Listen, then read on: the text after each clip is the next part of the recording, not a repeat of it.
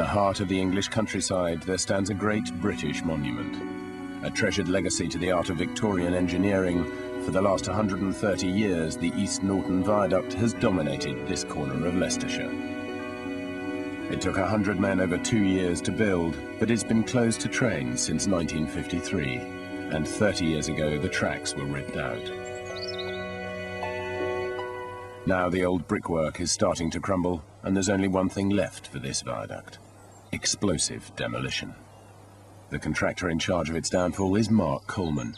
More used to building structures than demolishing them, his company hasn't had that much experience in this field. It's the second time that we've been involved with explosive demolition. Each of them have been a first for us and a first for many. This being a 13-span brick viaduct, an unusual structure that generally are retained, but owing to the poor structural condition that we have here, they've decided that the only option is for it to be taken down by the controlled use of explosives. The structure itself is about the length of 2 football pitches. It's approximately 10 to 12 stories in height, and the principal idea behind the collapse is to take the middle of the structure out first and work back to each abutment over a period of 2 seconds. You always have a few tense moments with this type of work, and it's certainly not work that should be carried out by the faint-hearted. Phil Lowe is far from faint-hearted. An explosives demolition expert and Taekwondo fanatic, he has over 3,500 explosions under his belt, and is just the man Mark needs for the job.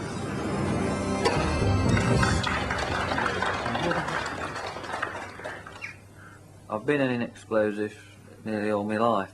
My father was an explosives engineer.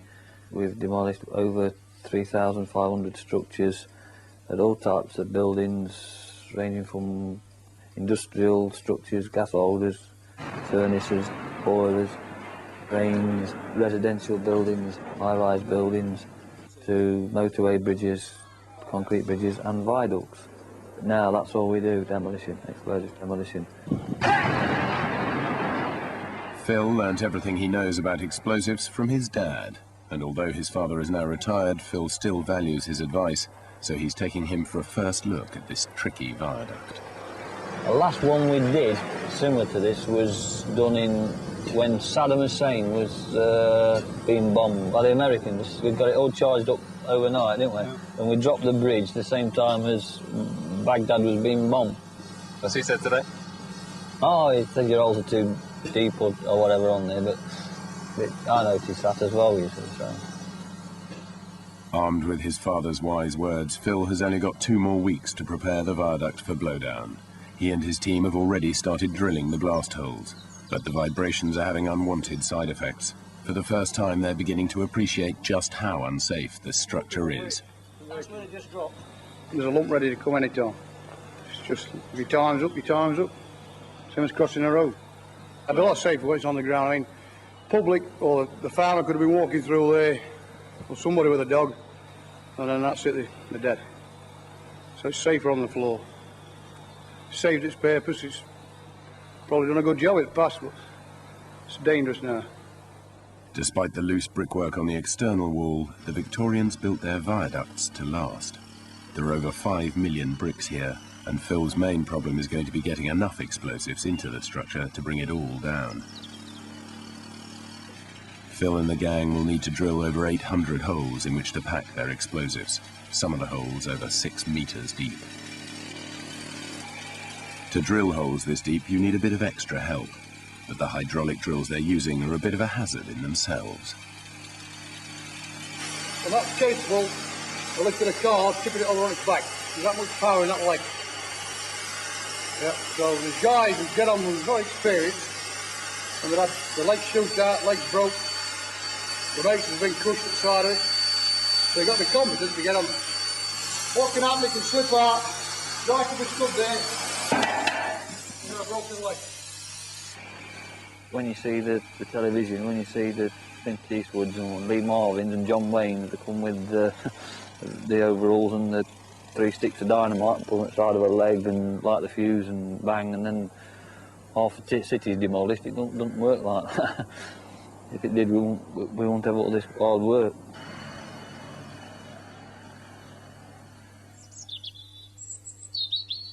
The next morning, the effects of all that drilling have taken their toll on the bridge. Site foreman Tom Phillips is the first man on site. Well, between 4 o'clock yesterday afternoon and 8 o'clock this morning, we've had a partial collapse of a pier, or the fascia of a pier, which just goes to prove how unsafe the bridge is. Basically what we have to do is put an exclusion zone around the pier, because I'm still a bit concerned to get some more off. Thankful to be alive and see things like that. We'd have all ended up with it very bad headaches, if not more than that. And I believe a lot of people want the bridge to stay, but that just goes to prove that it is in a bad state. Despite the obvious danger overhead, a group of local residents have been protesting against the demolition. Bet Wade, who comes from a long tradition of railway children, has led the campaign. Her father was the local station master, her husband was a steam train driver, and she's lived all her life with the viaduct at the bottom of her garden. Quite honestly, over this blowing the viaduct up, I think it's a crying shame. It's a landmark. You can see it for miles round, that's the thing. So it's going to be really missed. We tried to get a preservation order on it, but they made their mind up and that was it. It's going to be an awful gap there, isn't it? Bet now knows that the viaduct's fate is sealed. But Phil, drilling blast holes into the crowns of the arches to blow them from above, is not about to get sentimental.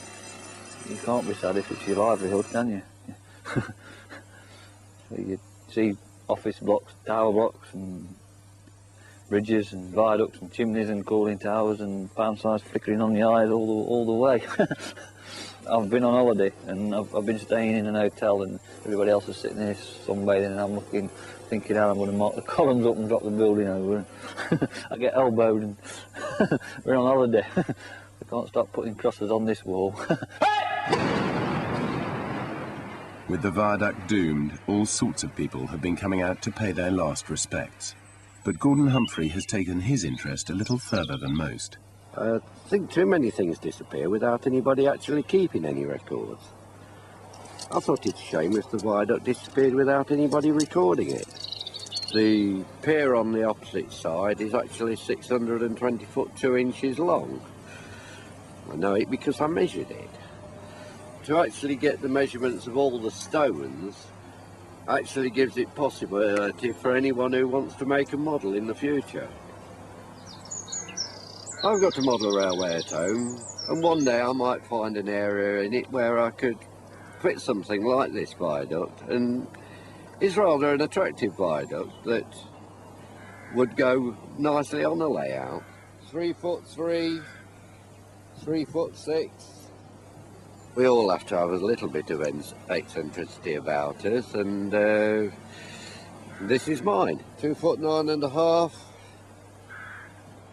4'2½". 8 days till blowdown, and the weather has taken a turn for the worst. With less than half the 800 blast holes completed, the lads are finding that their high-powered drills are not as high-powered as they thought. What happened to them? Just freeze up. They don't like ice. How much do you love this viaduct now? Want to sit back on it? Roll on a week tomorrow. Yeah. That's it. Roll on a week tomorrow. Under these atrocious conditions, drilling is abandoned for the day. Phil, however, takes advantage of the break to test a sample of the explosive he intends to use on the viaduct. For him, being back on the range is a bit like going home. I came here when I just started with my father, very young. What I did, they brought me around the factory just to show me the materials being made. Yellow Knight's like an old friend. It's something I've been using for 20 years and my father had been using for 20 years before that. Phil is one of the few explosives engineers in the country still using the traditional sticks of dynamite. With 100,000 tons of viaduct to demolish, he needs all the explosive power he can get. Gelignite might be old-fashioned, Quiet! but it sure packs a hell of a punch. So how many sticks of that would you be getting off Phil for the viaduct? For the viaduct, 16 boxes, which is 4,000 of those sticks. That should be enough. Should be enough. Phil may be feeling confident, but with the delays caused by the bad weather, he's desperate to start putting the explosives into the viaduct. Once each stick of dynamite is connected to a detonator, they're stuffed, up to 8 at a time, into the blast holes and then plugged with a lump of clay. By the time he's finished, the whole structure will be riddled with gelignite. It's a big, robust structure, and it's not going to lend itself easy. So you've got to do the right amount of explosive work in the right areas to get the thing to come down as planned, and then you've got to use the correct charge weight. Just short of half a ton of explosives will be in the bridge in total.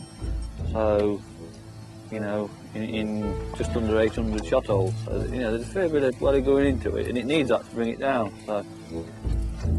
But at each end of the viaduct, the Victorians built special, smaller, sturdier stop arches, specifically designed to keep the viaduct from collapsing. Just how much explosives it'll take to bring these stop arches down is anybody's guess.